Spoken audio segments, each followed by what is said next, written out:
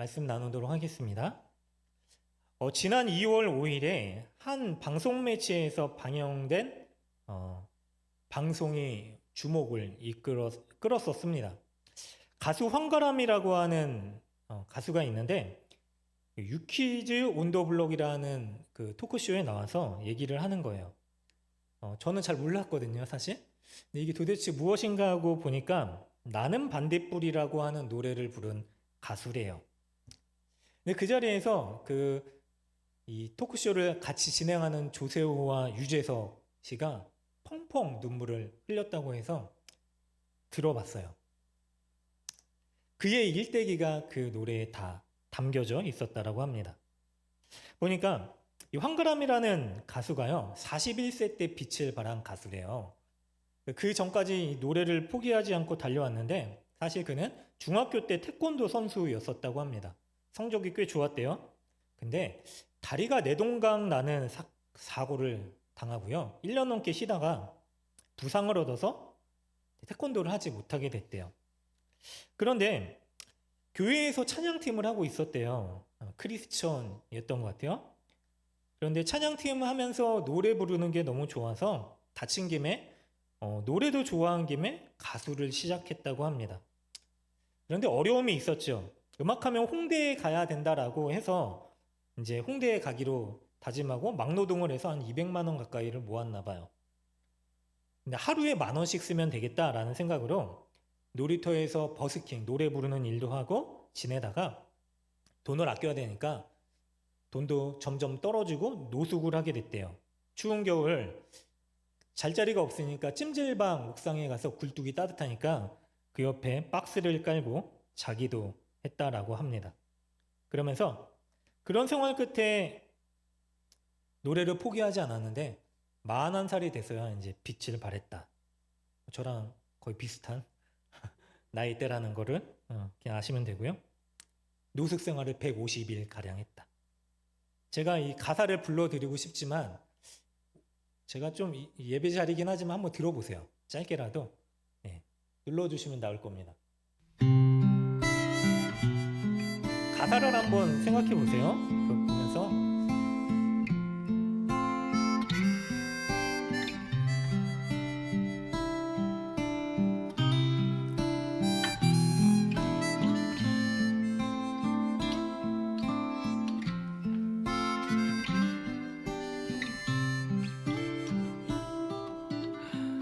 나는 내가 빛나는 별인 줄 알았어요. 한 번도 의심한 적 없었죠. 몰랐어요. 난 내가 벌레라는 것을. 그래도 괜찮아. 난 눈부시니까. 하늘에서 떨어진 별인 줄 알았어요. 소원을 들어주는 작은 별. 몰랐어요. 난 내가 개똥벌레라는 것을. 그래도 괜찮아. 난 빛날 테니까. 나는 내가 빛나는 별인 줄 알았어요. 한 번도 의심한 적 없었죠. 몰랐어요. 난 내가 벌레라는 것을. 그래도 괜찮아. 난 눈부시니까. 한참 동안 잦았던 내 손톱 하늘로 올라가 조승달 돼버렸지. 주워 담을 수도 없게 너무 멀리 갔죠. 누가 저기 걸어놨어. 누가 저기 걸어놨어. 우주에서 우주로 날아온 밤하늘의 별들이 반딧불이 돼버렸지. 내가 널 만난 것처럼 마치 약속한 것처럼 나는 다시 태어났지. 나는 다시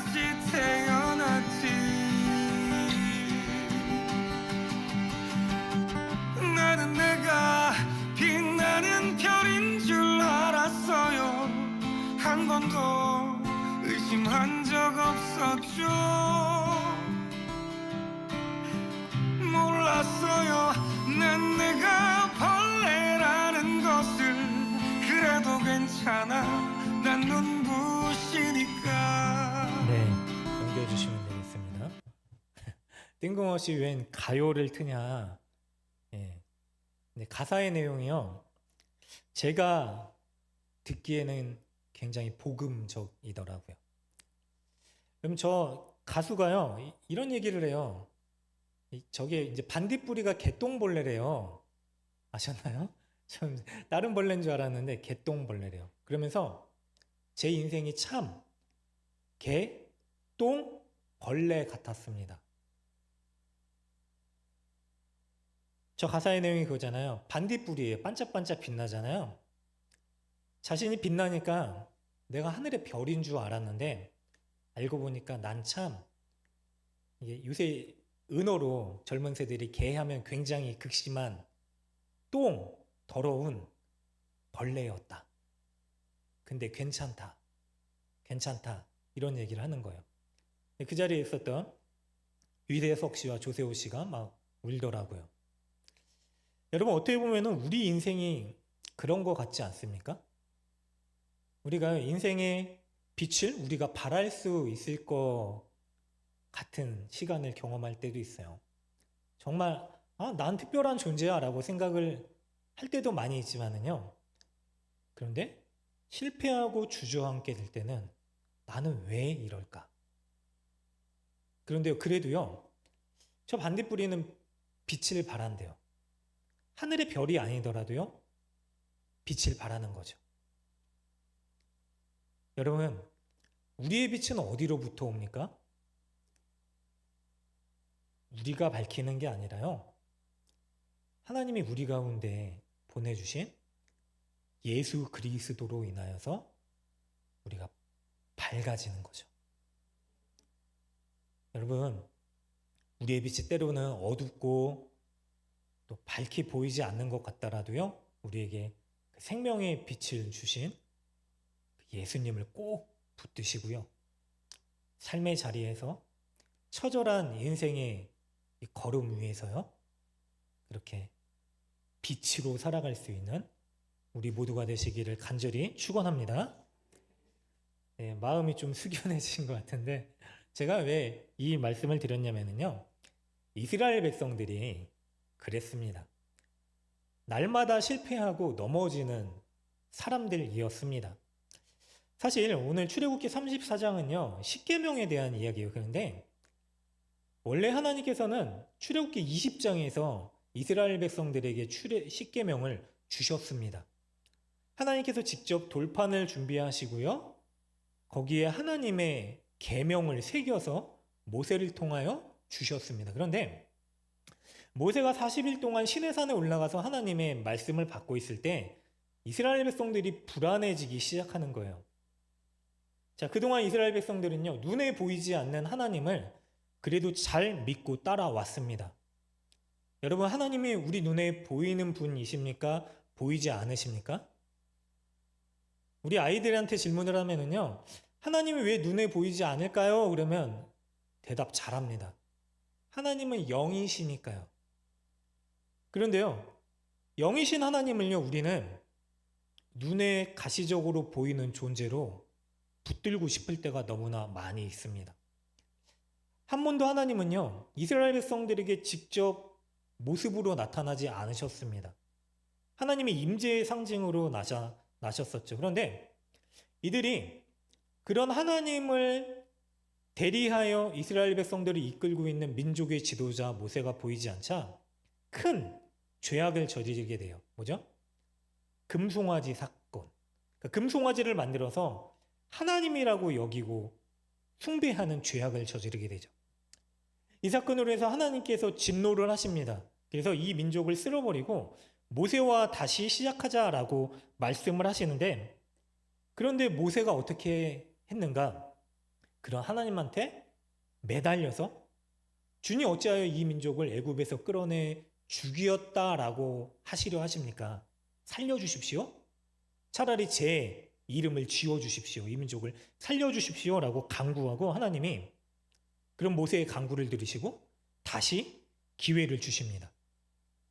오늘 본문의 내용이 그런 내용들입니다. 하나님께서 다시 모세를 부르셔서요. 돌을 준비하고 그래서 모세가 깨트린 그러니까 모세가 이스라엘 백성들을 보고 분노를 해서 십계명을 집어 던진 거예요. 그리고 깨트려진 이 언약을 하나님께서 다시 회복시키겠다라고 하신 말씀입니다. 그런데요, 이런 모습들이요, 마치 우리의 모습 같아요. 여러분, 하나님을 믿는 게요, 쉽지 않습니다. 우리 인생살이 가운데서요, 하나님을 섬기고 또 예배하고 하나님의 말씀대로 살아가는 게 굉장히 어렵습니다. 그러나요, 우리에게는 이미 그렇게 할 수 있는 은혜가 주어진 자들입니다. 많은 사람들이요, 하나님을 믿는다라고 하는 것을 오해하기도 합니다. 특별히 십계명을 대표하는 십계명이 대표하는 율법을 생각할 때 그렇습니다. 어떤 때에는요, 율법이 우리의 삶을 올가맨다, 힘들게 한다, 부담스럽게 한다라고 생각을 하기도 합니다. 그래서요, 율법을 지키는 데 있어서 굉장히 어려워하고 힘들어 하기도 합니다.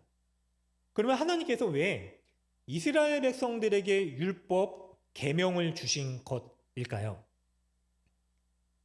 하나님은요, 노예로 있다가 자유인이 되게 하신 이스라엘 백성들을 다시 힘들고 억압받는 삶을 살기 위해서 십계명을 주셨을까요? 그러면 그냥 노예로 살아가게끔 하셨겠죠. 십계명을 주신 이유는요, 자유인이 된 이스라엘 백성들이 진정한 자유를 얻으며 살아갈 수 있게끔 하시기 위해서 주신 것입니다. 제가 쉬운 예를 드릴게요. 저는 제 큰 아들을 사랑합니다. 둘째 아들도 사랑하고 저희 아내도 정말 사랑합니다. 다 사랑해요. 근데 가끔 저희 큰 아이가 저와 함께하는 시간을 보낼 때가 있어요. 혼자 병원을 가거나 그럴 때 제가 물어봐요. 오늘 아빠랑 둘이 가니까 제가 괜히 신나가지고 먹고 싶은 거 없어? 뭐 사줄까? 그러면 뭐 얘기를 잘 안 해요. 빨리 집에 가고 싶어. 엄마가 집에 있어서 그런 건지. 어쨌든 그런 요구를 하고 아이가 얘기를 하게끔 해서 저는 그걸 사줘요. 저한테는 너무 큰 기쁨입니다. 어느 날은 아이가 대부분 이제 그 젤리를 좋아해서 젤리 사달라고 하는데 제가 편의점 가서 좋아하는 젤리를 다 사줍니다. 뭐 하늘 젤리도 있고 이렇게 동그란 젤리도 있고 여러 가지가 있는데 그걸 사주고 나서 집에 왔어요. 그러면서 이제 제 생각에는 우리 아들과 제 관계가 굉장히 좋아졌다라고 생각을 하고 너무 좋으니까 아들한테 부탁을 하는 거예요. 괜히 제가 가서 물을 떠다 먹어도 되는데 야 시온아 아빠 물 한 컵만 갖다 줘. 괜히 얘기를 하는 거죠. 왜? 제 생각에는 관계가 너무 좋아졌으니까. 시온이가요. 알았어 아빠 그렇게 얘기를 해요. 처음에는. 왜요? 아빠가 젤리를 사줬잖아요. 그래서 아빠를 좋아합니다. 근데 그건 제 생각일 수 있죠. 제가 다시 한 번 더 얘기를 합니다. 시온아 영광이 저거 하니까 너 도와줘야지 라고 또 요구를 하면은요. 저는 당연히 관계가 좋아졌고 젤리도 사줬으니까 아들이 들어줘야 되겠지라는 기대 가운데 그 얘기를 한 거예요. 그런데요. 시온이는 점점 부담을 가지기 시작할 거예요. 제 큰 아들은. 조금씩 표정이 변합니다. 그래도 두 번째까지는 말을 드릴 거예요. 근데 세 번째, 야 시온아 저거 치워 라고 얘기를 하는데 이거 영광이가 동생이 한 건데 내가 왜 치워? 라고 하면은 그때 제가 하지 말아야 될 말을 하는 거죠. 아빠가 젤리 사줬잖아. 근데 여러분 저는요 시온이한테 제 아들한테 심부름을 시키기 위해서 제 요구를 듣게 하기 위해서 젤리를 사준 게 아니죠. 아이가 좋아하는 거를 사준 게 아닙니다. 저는 그 아이가 사랑스러워서요. 그 아이가 좋아하는 거를 묻고 사준 거죠. 만약에 계속해서 제가 제 아들한테 젤리 사줬잖아 이거 해야지 라고 하면은 아들이 이럴 거예요. 언제 내가 사달라 그랬어? 아빠가 사준 거잖아. 여러분, 근데 하나님께서 우리에게 율법을 주시고 우리에게 지키기를 원하시는 모습을 우리가 이렇게 오해하고 있지는 않나 생각해 봅니다. 하나님은요, 십계명과 율법을 언제 주셨는가? 출애굽기 20장 2절에 보면은요, 이스라엘 백성들이요, 노예 상태로 있을 때 주신 게 아니다라고 얘기를 합니다. 저도 이게 침발라서 넘기는지 이해가 안 되는데, 보니까 20장 2절에 아니, 제가 20장 2절이 아니네요. 죄송해요. 이스라엘 백성들이 노예 상태로 있을 때 이 십계명을 주신 게 아니라요, 이스라엘 백성들을 구원해 내시고 나서 20장 2절 맞네요. 나는 너를 애굽 땅 종되었던 집에서 인도하여 낸 내 하나님 여호와라라고 말씀하시고 나서 십계명을 시작하셨다라고 하는 거예요. 자, 십계명을 주신 이유가요, 구원해 주셨기 때문에 이스라엘 백성들이 이 계명을, 하나님의 율법을 부담스럽게 생각하고 어쩔 수 없이 하나님께서 나를 구원해 주셔야 되니까, 그래서 이 계명을 지키면 하나님께서 우리를 노예 상태로부터 구원해 주시겠지라고 하는 기대 때문에 지킨 게 아니라요, 하나님께서 이미 구원을 해 주신 이후에 십계명을 주셨다라고 하는 거예요. 여러분, 이게 어떤 의미인지 아십니까? 한마디로 하나님께서는요, 은혜로 이스라엘 백성들에게 계명과 율법을 주셨다라고 하는 것입니다. 왜 이게 은혜인지 아세요? 이스라엘 백성들이 구원을 얻기 위해서 지켜서 계명을 지키고 하나님 마음에 흡족한 삶을 살아서 주신 게 아니라요, 하나님께서 먼저 구원해 주시고 나서 주신 계명이기 때문에 은혜로 주어진 거예요. 그러면 십계명을 왜 주셨을까요? 한마디로 이겁니다. 십계명은요, 율법은요, 하나님이 어떠한 분이신지에 대한 성품을 가장 잘 알 수 있는 말씀입니다. 오늘 본문에 보니까요, 우리가 읽은 말씀 가운데 모세가 드디어 시내산에 올라가서 여호와 하나님의 임재를 경험하게 되는데, 6절에 보니까 6절을 같이 한번 읽도록 하겠습니다. 하나 둘 셋. 여호와께서 그의 앞으로 지나시며 선포하시되 여호와라 여호와라 자비롭고 은혜롭고 노하기를 더디하고 인자와 진실이 많은 하나님이라 라고 말씀을 하세요. 여러분, 이 계명 자체가요, 하나님께서 계명을 주시면서 하나님이 어떠한 분이신지를 말씀해 주세요. 자, 나는 여호와 하나님이다. 여호와 하나님은 이스라엘 백성들 가운데 권능과 능력으로 그들을 구원해 내신 이름입니다. 그 하나님께서 어떠한 분이시냐? 자비롭고 은혜롭고 노하기를 더디하고 인자와 진실이 많은 하나님이다라고 말씀을 하시는 거예요.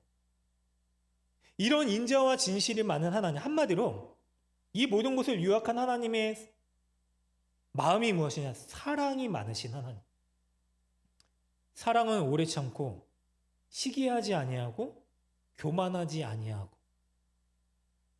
이런 하나님이 너희에게 주는 이 율법과 계명이 절대로 너희를 힘들게 하거나 짓누르기 위한 계명이 아니다라고 하는 의도에서 먼저 하나님의 어떠하심을 이야기해 주시고요, 그리고 나서 언약을 세우시는 일들을 하십니다.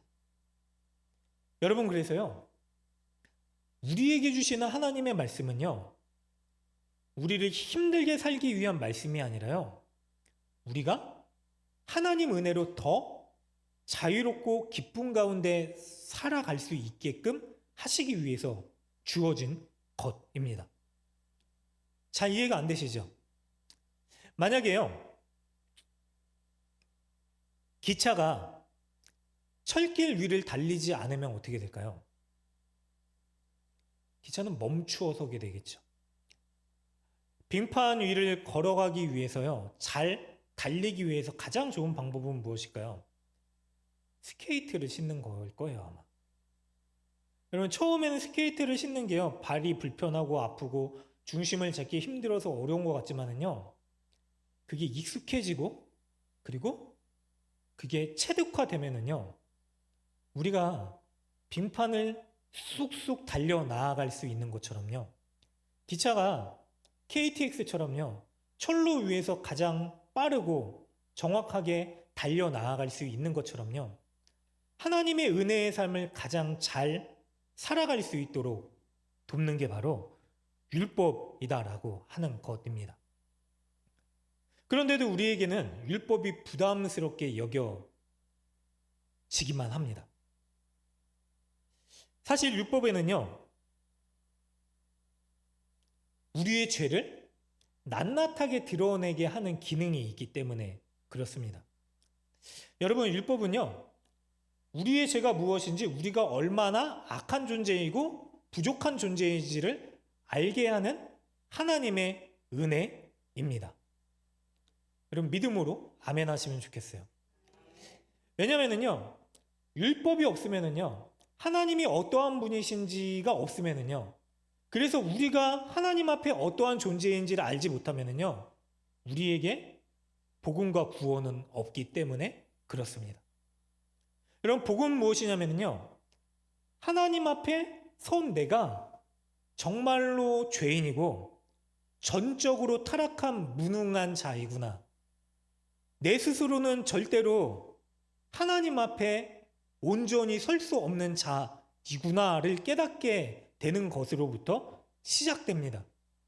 전적으로 무능력하고 정말로 죄악투성이인 나를 발견하는 것으로부터 시작하죠. 그런데 이 율법이 그런 나를 발견하게 하고 누구를 보게 하냐면, 우리는 율법조차도 지킬 수 없잖아요. 죄와 씨름하며 승리할 수 없는 우리이잖아요. 그러나 그 율법의 성품을 다 이루시고 가지신 예수님을 바라보게 하고요. 그래서 주님 앞에 전적으로, 주님, 저는 할 수 없습니다. 그래서 이런 온전한 모든 것들을 이루시고 가지신 예수님만 바라보겠습니다 라고 하는 고백을 하게 만드는 은혜를 줍니다. 그래서 율법은 은혜입니다. 하나님께서요, 이스라엘 백성들에게요, 이렇게 먼저 하나님의 성품과 하나님이 하신 일들을 가르쳐 주신 것도 동일한 의미입니다. 여러분, 하나님은요, 우리에게 먼저 하나님의 은혜를 갚으라라고 하지 않으셨어요. 하나님께 원하시는 일을 너희들이 잘 감당해라라고 말씀하지 않으셨어요. 때로는 율법을 지키는 게요, 우리가 이것을 지켜가지고 뭔가 하나님이 원하시는 거, 하나님의 일을 이루는 것, 그런 동기로 할 때도 있지만은요, 하나님은 그런 동기에서 우리에게 이 말씀을 주시지 않았습니다. 하나님은요, 우리를 사랑하셔서 먼저 구원해 내시고요, 그분의 큰 사랑이 어떠한 것인지를 알게 하시고 그 사랑의 감격으로 우리가 잘 살 수 있도록 하시기 위해서, 하나님의 사람으로 살아갈 수 있도록 하시기 위해서 이 은혜를 주신 것입니다. 그래서요, 이런 삶을 살아갈 수 있도록 하시기 위해서 만들어 주신 장치예요. 여러분, 사람들이 살아가는 사회에요, 만약에 법적인 기능이 제대로 작동하지 않는 사회가 되면 어떻게 될까요? 망가지겠죠.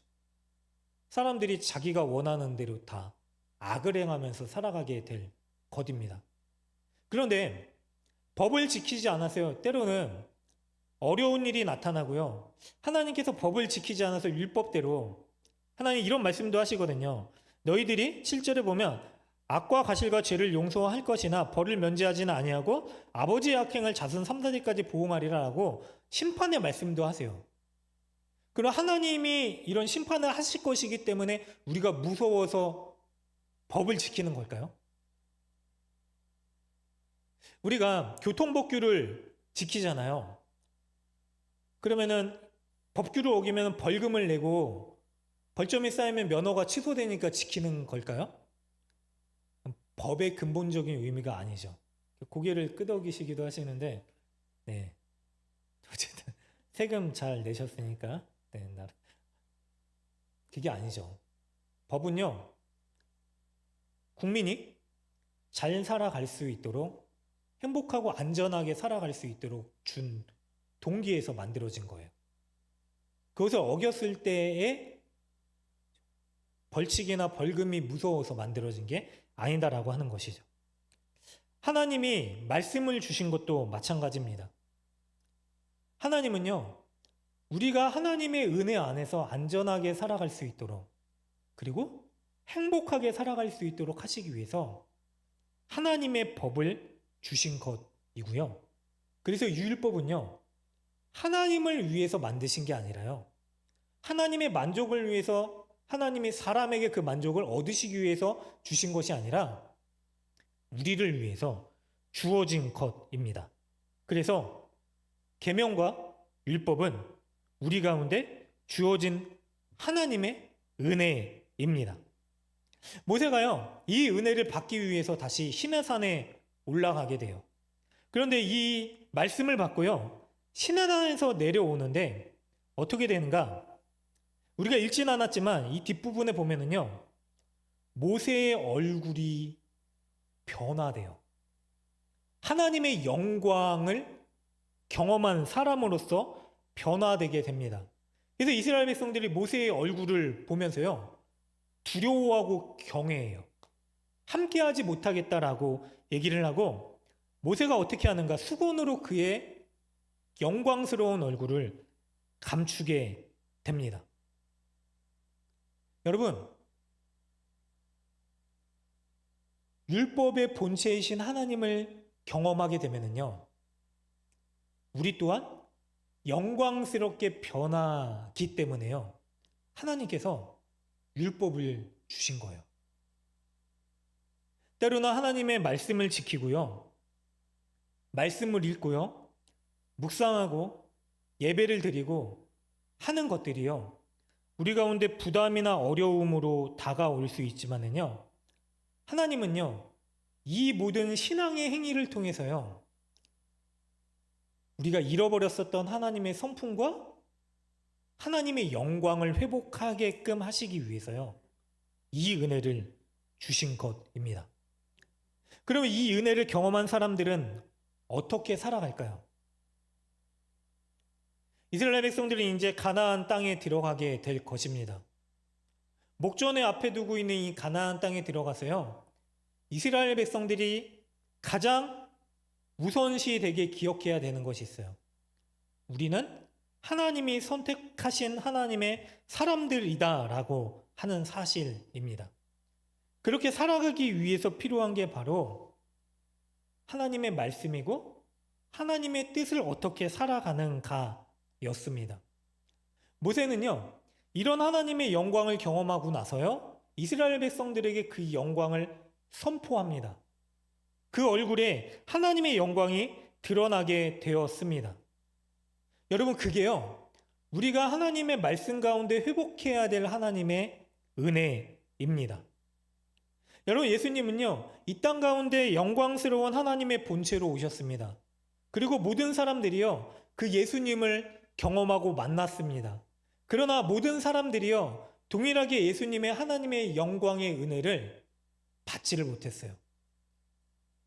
영광의 본체로 오신 예수님을 십자가에 못 박아 죽게끔 했습니다. 그러나 예수님께서요, 그 십자가에 죽으시는 사건을 통해서요, 새로운 언약을 우리 가운데 주셨습니다. 과거에는 구약에서는 이 돌판에 새긴 이 돌판을 통해서 너희들과 언약을 이룰 것이지만, 그러나 예수님이 오시고 나서 그 예수님을 믿는 모든 자들에게는 마음판에 우리의 신비에 하나님의 약속을 새기게 될 것이다 라고 하는 은혜를 주셨고요. 그래서 우리는요, 예수를 믿음으로 말미암아 새 언약을 가진 자로서 살아가게 되었습니다. 그게 바로 옛 언약과 새 언약의 차이예요. 여러분, 옛 언약을 가지게 됐었던 가장 첫사람이었었던 아담은 실패했고, 그리고 아담의 후손들은 모두 다 실패했지만은요, 새로운 언약을 맺으신 예수님의 은혜로 살아가는 사람들은요, 하나님께서 실패하지 않으시겠다라고 확정하셨고요, 그리고 그러한 은혜를 우리에게 주셨습니다. 그래서 우리가 어떻게 살아가야 되는가? 고린도후서 3장 3절에 제가 읽어드리겠습니다. 이런 말씀이 있습니다. 너희는 우리로 말미암아 나타난 그리스도의 편지니 이는 먹으로 쓴 것이 아니요 오직 살아계신 하나님의 영으로 쓴 것이며 또 돌판에 쓴 것이 아니요 오직 육의 마음판에 쓴 것이다 라고 말씀을 해주셨어요.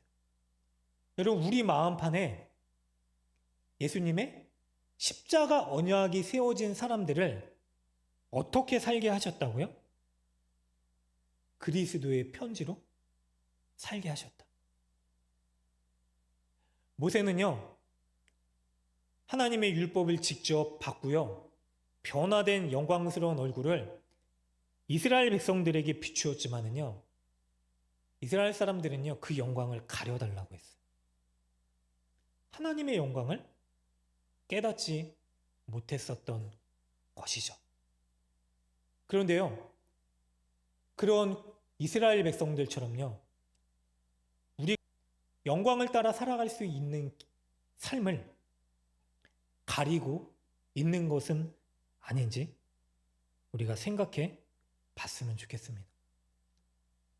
사랑하는 여러분, 하나님께서는요, 이미 우리에게 그러한 영광을 누릴 수 있는 말씀을 주셨고요, 십자가 약속도 주셨습니다. 그리고 우리가 그렇게 살아갈 수 있는 힘과 능력대로 도우실 수 있는 성령 하나님 또한 우리에게 보내주셨습니다. 하나님께서 우리의 마음판에 새겨주신 이 약속을요, 끊임없이 살아갈 수 있도록 중보하는 예수님도 우리 가운데 계십니다. 그런데 너무나 많이요, 우리가요, 이 하나님의 영광을 따라 살기보다는요, 하나님의 영광을 가리고 살아가는 삶을 택하고 있는 것은 아닌지 돌아봤으면 좋겠습니다. 여러분, 하나님의 영광스러운 삶이기 때문에요, 우리가 우상 숭배하지 않을 수 있는 겁니다. 하나님의 영광을 따라 살아갈 수 있는 삶이기 때문에요, 우리가 거짓말하지 않게 되는 것입니다. 하나님의 영광을 누리는 삶이기 때문에요, 우리가 사람을 미워하지 않고 살인하지 않을 수 있는 것입니다. 남의 것을 탐내지 않을 수 있는 것입니다. 속여서 빼앗지 않을 수 있는 것입니다. 그러나 하나님의 영광을 따라 살지 않는 우리의 삶은요, 세상 가운데 살아가면서요, 조금 착복하거나 횡령해도, 거짓말로 이 위기를 우선 넘겨도, 그래도 다른 사람들이 다 그렇게 살아가니까 라고 말하면서요, 하나님의 영광이 아니라요, 하나님의 영광을 가리고 살아가는 삶을 선택하게 합니다. 그러나 우리는 이미 그리스도의 편지다라고 예수님이 성경을 통해서 말씀하셨습니다. 우리는요, 그냥 살아가는 편지가 아니라요, 그냥 쓰여진 편지가 아니라요, 십자가에 죽으시고 다시 살아나신 예수의 보혈로 써진 편지입니다. 그 예수님이 오늘 우리에게 이렇게 말씀을 하십니다. 말씀이 육신이 되어 우리 가운데 거하심에 우리가 그 영광을 보니 아버지의 독생자의 영광이요 은혜와 진리가 충만하더라. 사랑하는 여러분, 이 충만한 은혜와 진리의 삶을 주의 은혜 붙들고 기쁨 가운데 살아갈 수 있는 우리 모두가 되시기를 주님의 이름으로 간절히 축원합니다. 그래서 이 빛을 가지고서도요, 세상에 압도되어서요, 빛을 가리고 살아가는 게 아니라요, 하나님의 영광을 빛을 가졌기 때문에요, 세상을 압도해서요, 빛을 발하며 살아갈 수 있게 되는 거예요. 우리가 서두에 잠깐 들었었던 나는 반딧불이, 사람들은요, 스스로 영광과 존귀한 삶을 살아갈 수 있다라고 착각을 합니다. 그러나 우리가 영광과 존귀한 삶을 살아갈 수 있는 것은요, 내가 정말로 하나님 앞에 보잘것없는 자이지만, 나를 다 가려줘야 되는 죄인이지만, 그러나 하나님께서 우리에게 주신 빛으로 말미암아 세상을 밝히며 우리의 인생에 등불을 두고 살아갈 수 있는 자임을 우리가 잊지 않고요. 그렇게 우리에게 생명의 빛을 주신 구원의 은혜대로 구원을 경험하지 못한 자들에게 생명의 빛을 비추고 빛으로 살아갈 수 있는 저와 우리 모두가 되시기를 주님의 이름으로 간절히 축원합니다. 이 시간에 우리가요, 다 같이 자리에서 일어나셔서요, 우리 함께 찬양하고